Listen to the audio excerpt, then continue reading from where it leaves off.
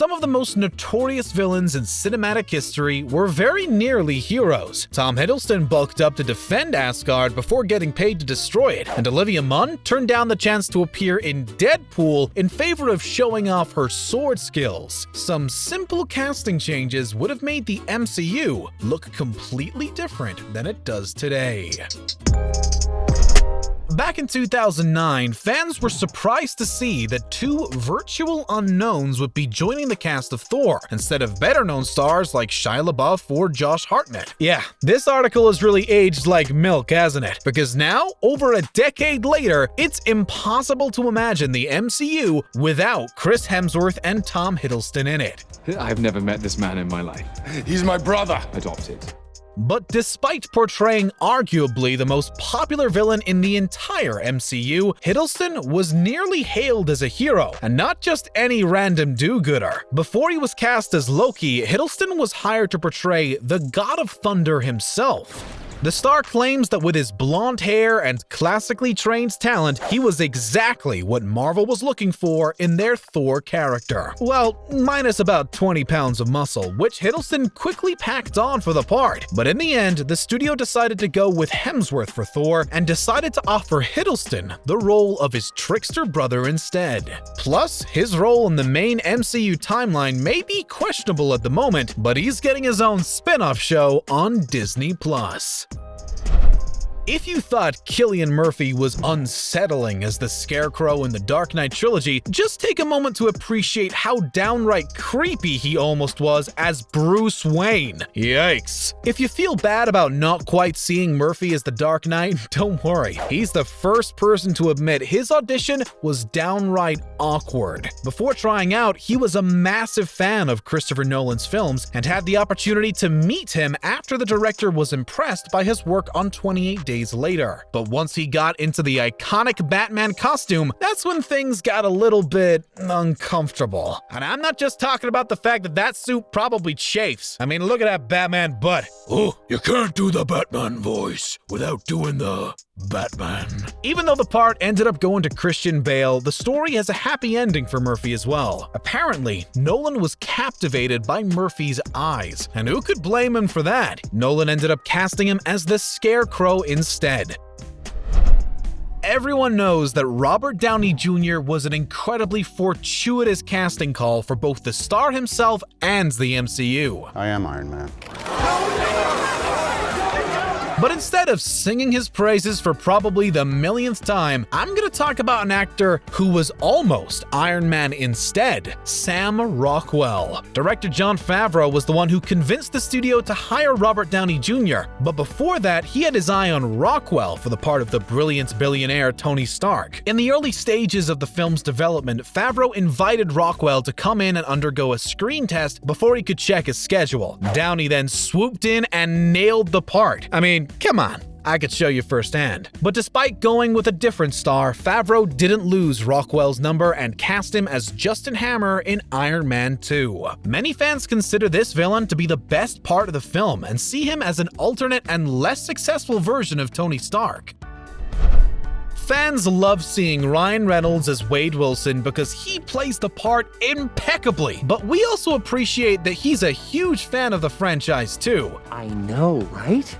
He had to push hard for the part and didn't give up after his character's unfortunate appearance in X-Men Origins Wolverine. So the idea of someone turning down a chance to appear in Deadpool might seem insane, but that's exactly what actress Olivia Munn did. This actress was offered the role of Vanessa Carlyle, Wade's girlfriend, but she wasn't interested. She didn't want to portray a stereotypical girlfriend character, which was a good call in retrospect, considering that actress Morena Baccarin got completely fridged in Deadpool 2. Meanwhile, Munn was able to use this time to take on the role of Psylocke in X-Men Apocalypse, a much more pivotal and powerful part that was exactly what she was looking for. Sure, she had to learn some sword fighting skills, but Munn believes it was totally worth it.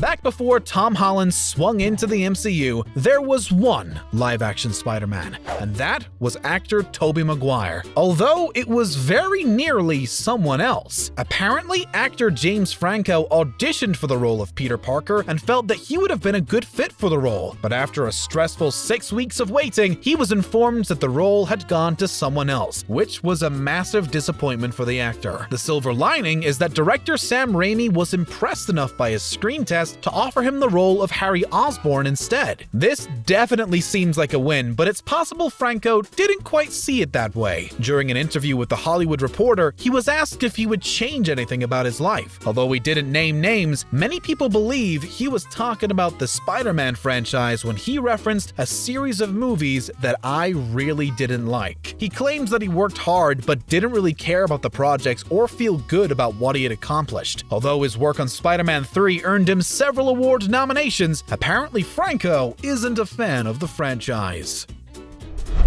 Having the opportunity to play one character in the MCU is amazing, but Jessica Chastain was offered roles in this cinematic behemoth multiple times and turned them all down. First, she was up for the role of Maya Hansen in Iron Man 3, which she passed on due to scheduling conflicts. There are also rumors that she was being considered for the role of Hope Van Dyke in Ant-Man, but again couldn't find room in her busy schedule. You might think that third time's the charm, but not in this case. Chastain was also up for the role of Christine Palmer in Doctor Strange and turned it down, not because of a scheduling conflict, but because she wants to be a superhero herself. Although she hasn't had quite the opportunity to play a caped crusader yet, she did play an evil alien in X-Men Dark Phoenix.